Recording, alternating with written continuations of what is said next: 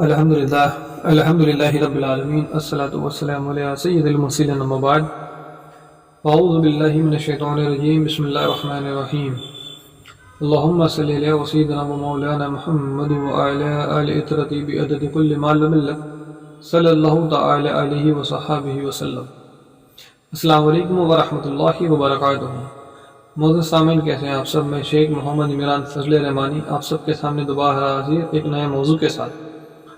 موضوع حفظ الایمان کی عبارت پر خود دیوبند کے فتوے۔ آپ نے بارہ سنا ہوگا، بڑی فیمس عبارت ہے جس پر اعلیٰ حضرت امام احمد رضا خان اور کئی سارے عربک ممالک کے علماء کرام نے کفر کا فتویٰ دیا ہے۔ حسام الحرمین میں سب درج ہے، جس پر یہ دیوبندی کافی سارا ڈیفینڈ بھی کرتے ہیں کہ اعلیٰ حضرت نے بہت ہی غلط طریقے سے فتویٰ دیا ہے، عبادت نہیں سمجھ میں ایکسٹرا۔ بیچ میں ایک مفتی امتیاز قلموی نے بھی یہ اعتراض کیا تھا کہ اس دور میں صرف اعلیٰ حضرت کو ہی کیوں یہ فتویٰ، مطلب یہ عبادت سمجھ میں آئی، باقی لوگوں کو اس عبادت میں کفر کا فتویٰ کیوں نہیں دکھا۔ تو انشاءاللہ العزیز آج اسی ٹاپک پر سمجھو یہ موضوع ہے کہ حفظ الایمان جو ہے وہ دیوبندیوں کی نظر میں کیا ہے، کیا یہ کفر ہے یا نہیں، ان کی نظر میں یہ گستاخی ہے یا نہیں۔ میں انشاءاللہ تعالی آج اسی پر دلیل پیش کروں گا۔ آپ تمام سے گزارش ہے، ممکن ہے یہ ویڈیو تھوڑی بڑی ہو سکتی ہے، لیکن آپ اسے پورا ضرور سنیے گا اور اسے دیگر عوام تک ضرور پہنچائیے گا، علماء دیوبند تک پہنچائیے گا ضرور۔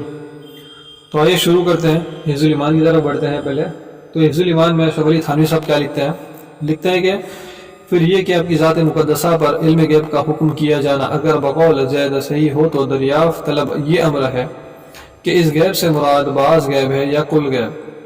اگر بعض علم غیب یا مراد ہے تو اس میں حضور ہی کی کیا تخصیص؟ ایسا علم غیب تو زید و عمر و بلکہ ہر صبی و مجنون بلکہ جمیع حیوانات و بہائم کے لیے بھی حاصل ہے۔ حفظ الایمان۔ تو اشرف علی تھانوی صاحب نے بڑی جرأت دکھا کر کے سب سے پہلے تو نبی کرم صلی اللہ علیہ وسلم کی خصوصیت کو مٹانے کی کوشش کی، کیونکہ آپ کو بعض علم غیبیہ کا ذکر کرتے ہوئے اس کی تخصیص کو ختم کرتے ہوئے مجنون، جمیع حیوانات، پاگلوں سے تشبیہ دی ہے۔ استغفر اللہ ربی من کل ذنب و اتوب الیہ۔ خیر، ہم تو موضوع کے حساب سے چلتے ہیں۔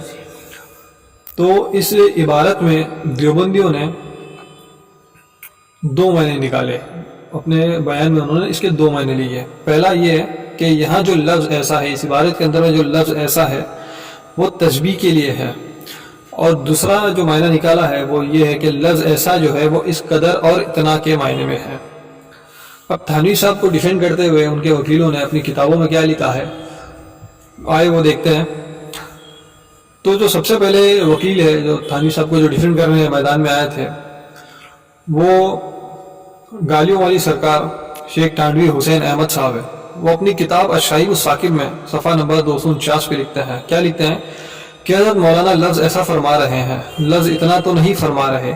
اگر لفظ اتنا ہوتا تو اس وقت احتمال ہوتا کہ معاذ اللہ صلی اللہ علیہ وسلم کے علم کو اور چیزوں کو برابر کر دیا۔ یہ محض جہالت نہیں تو اور کیا ہے۔ اس سے قطعی نظر کرے تو لفظ ایسا تو کلمہ تشبیہ کا ہے۔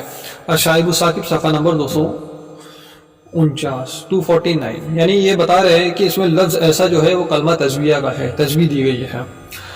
پھر آگے چل کر لکھتے ہیں کہ ادھر لفظ اتنا نہیں کہا بلکہ تشبیہ فقط بعضیت میں دے رہے ہیں۔ الشہیب الثاقب صفحہ نمبر 251۔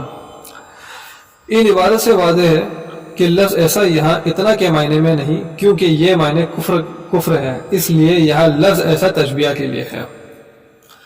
اب آگے دیکھیے دوسرے جو وکیل صاحب ہیں، جو دوسرے شخص ہے جو انہوں نے تھانوی صاحب کو ڈیفینڈ کرنے آئے تھے، وہ کیا لکھتے ہیں اپنی کتاب میں۔ تو مولانا اشرف علی تھانوی کے دوسرے جو ڈیفینڈر ہیں مرتضی حسن دربنگی صاحب، یہ صاحب تھانوی کی صفائی پیش کرتے ہوئے لکھتے ہیں کہ واضح ہوا کہ ایسا کا لفظ فقط مانند اور مثل ہی کے معنی میں مستعمل نہیں ہوتا، بلکہ اس کے معنی اس قدر اور اتنے کے بھی آتے ہیں جو یہاں متعین ہے۔ حوالہ رسالہ چاندپوری جلد اول صفحہ نمبر 118۔ ایک اور مقام پر یہ لکھتے ہیں، اور اگر وجہ تکفیر کی تشبیہ علم نبوی بعلم زید و عمر وہ ہے تو یہ اس پر موقوف ہے کہ لفظ ایسا تشبیہ کے لیے ہو، حالانکہ یہ یہاں غلط ہے اور علاوہ غلط ہونے کے محتاج حذف کلام بلکہ مسک کلام ہے۔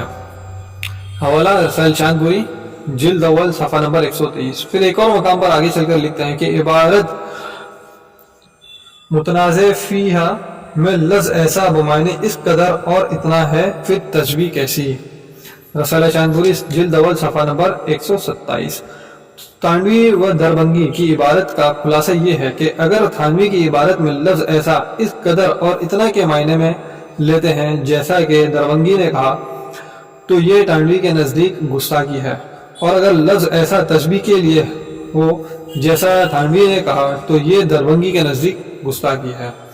تو سامعین، جب تھانوی صاحب کے اپنے جو ڈیفینڈر ہیں ان کے نزدیک اس عبارت کو گستاخانہ کہہ رہے ہیں، تو اگر کسی عاشق رسول صلی اللہ علیہ وسلم نے سرکار دو عالم نور مجسم صلی اللہ تعالی علیہ وسلم کی محبت میں اس عبارت کو گستاخی اور اس کے لکھنے والے کو گستاخ کہہ دیا تو دیوبندیوں کی سیکھ پاؤ گے۔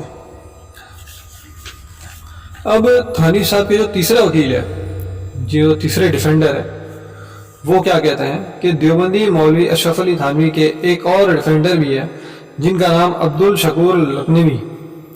یہ صاحب تھانوی صاحب کی صفائی پیش کرتے ہوئے کیا لکھتے ہیں کہ رسول اللہ صلی اللہ علیہ وسلم کو مولانا اشرف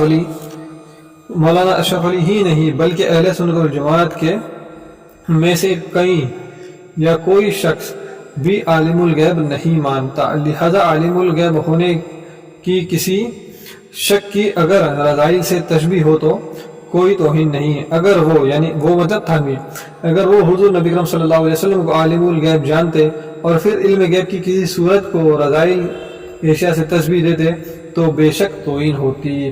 حوالہ عبدالشکور حیات و خدمات صفحہ 445، صفحہ اسکین کو دیکھ ہی رہا ہوگا آپ کو۔ تو اس عبارت سے معلوم ہوا کہ اگر تھانوی صاحب کے نزدیک سرکار دو عالم نور مجسم صلی اللہ علیہ وسلم کے لیے علم غیب ہے تو اس عبارت میں توہین و گستاخی ہے۔ اب میں انشاءاللہ دیوبندیوں کے گھر سے دکھاتا ہوں کہ دیوبندی یہ کہتے ہیں کہ اشرف علی تھانوی صاحب سرکار صلی اللہ علیہ وسلم کے علم غیب کے قائل تھے۔ چنانچہ دیوبندی مولوی مرتضیٰ دربنگی صاحب لکھتے ہیں حفظ الایمان میں اس امر کو تسلیم کیا گیا ہے کہ سرور عالم صلی اللہ تعالی علیہ وسلم کو علم غیب بعطائی الہی حاصل ہے۔ کچھ آگے جا کر پھر لکھتے ہیں کہ سرور عالم صلی اللہ علیہ وسلم کی ذات مقدسہ کے لیے نفس الامر میں علم غیب ثابت ہونا کیونکہ اس سے بحث ہی نہیں، وہ تو ثابت اور موقع امر ہے۔ مزید لکھتے ہیں کہ جس غیب کا علم ذات مقدسہ کے لیے نفس الامر اور واقع ثابت ہے اس سے تو یہاں بحث ہی نہیں، وہ تو مسلم ہے۔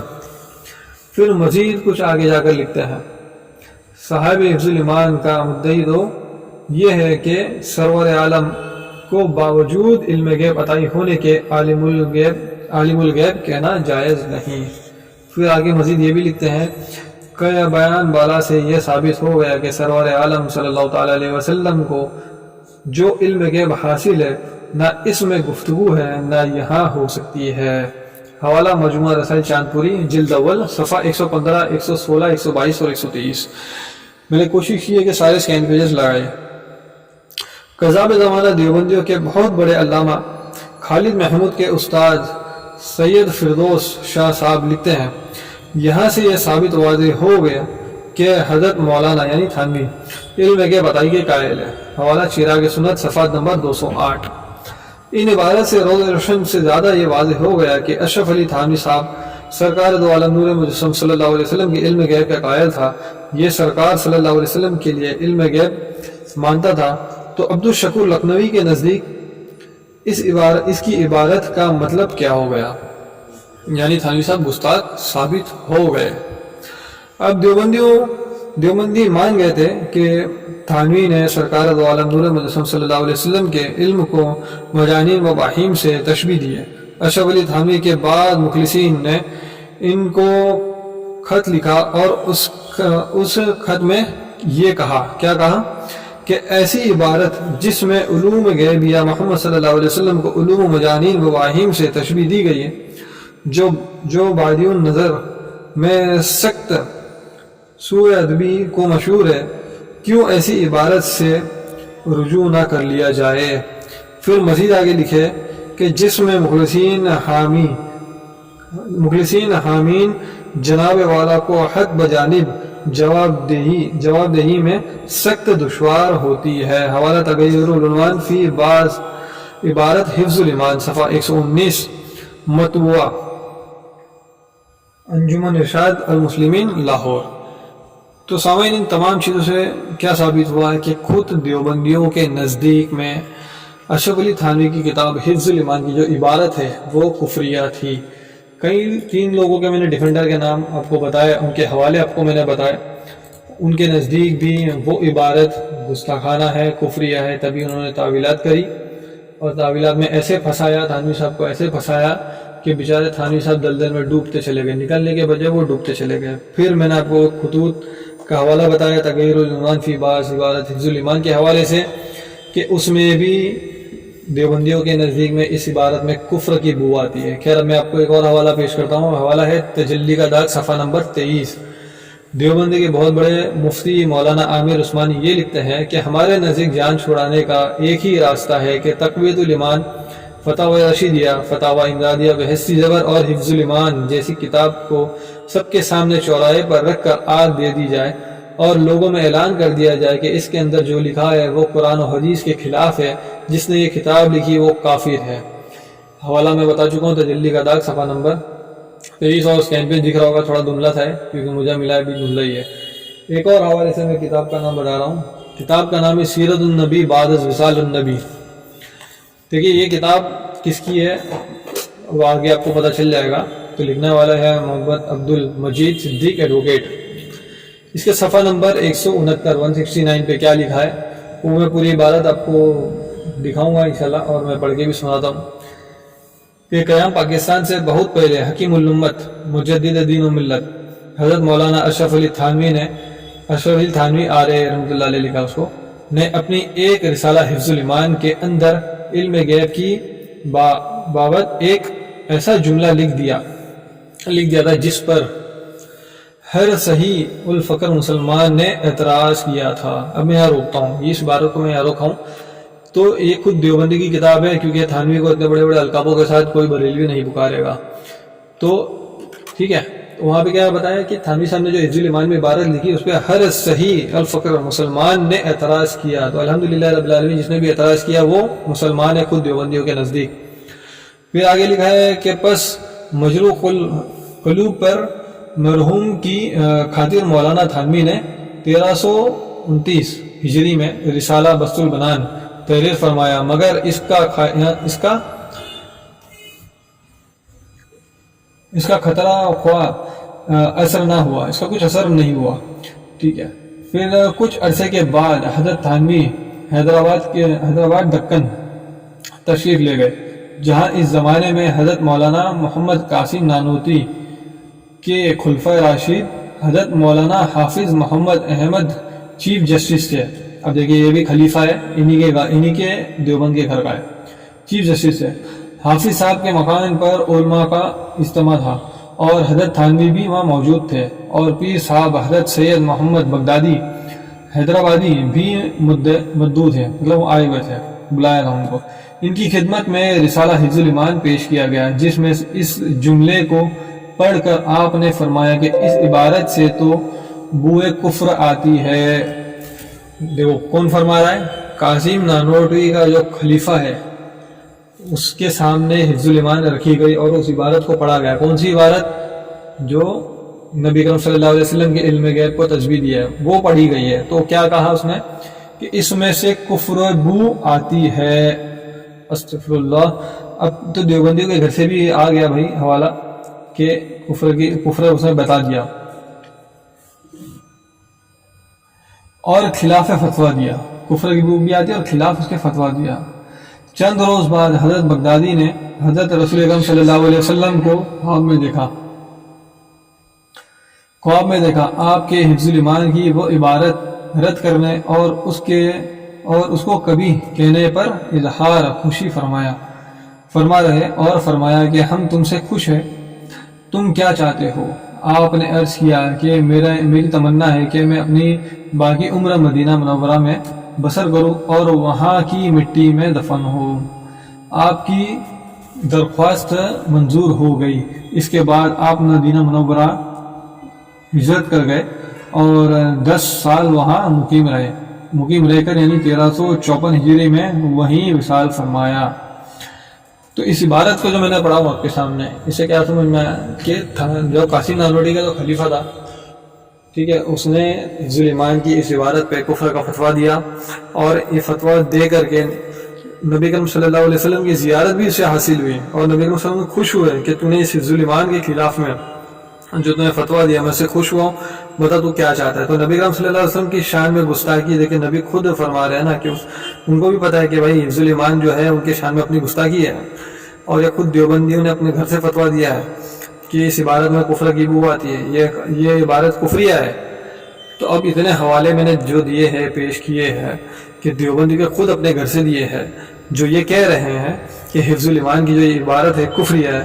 تو اب بتائیں دیوبندی کے موجودہ عالم، موجودہ مفتی جو زندہ ہے، ابھی مر کے مٹی میں ملے نہیں ہے، خاص کر مفتی امتیاز فلمی جو اچھل کود کر رہا ہے مینڈک کی طرح، تو وہ بتائے مجھے کہ اب ان دیوبندیوں کے اوپر تم کیا فتویٰ دو گے جنہوں نے کھلا ڈیفینڈ کرنے کی کوشش کی اور اشرف علی تھانوی صاحب کو دلدل میں ڈبو دیا، اور اس طرح ڈبویا کہ بیچارہ نکل بھی نہیں سکتا ہمارا۔ اور دیوبند کے تھانوی نے جو ہے اپنی کتاب حفظ الایمان قاسم نانوٹی کے خلفۂ راشد کو دکھائی، اس کے سامنے کفر کا فتویٰ دے دیا، تھانوی نے تبھی بھی رجوع نہیں کیا۔ بڑے افسوس کی بات ہے، ان کو توفیق ہی نہیں ملی کہ یہ رجوع کرے۔ اللہ اکبر۔ خیر، میرے تمام سامعین سے گزارش ہے اس ویڈیو کو زیادہ سے زیادہ شیئر کیجیے گا، خوب عام کیجیے گا، اور ہمارے چینل کو سبسکرائب کیجیے گا، لائک کیجیے گا۔ وما علینا الا البلاغ المبین۔ السلام علیکم ورحمۃ اللہ وبرکاتہ۔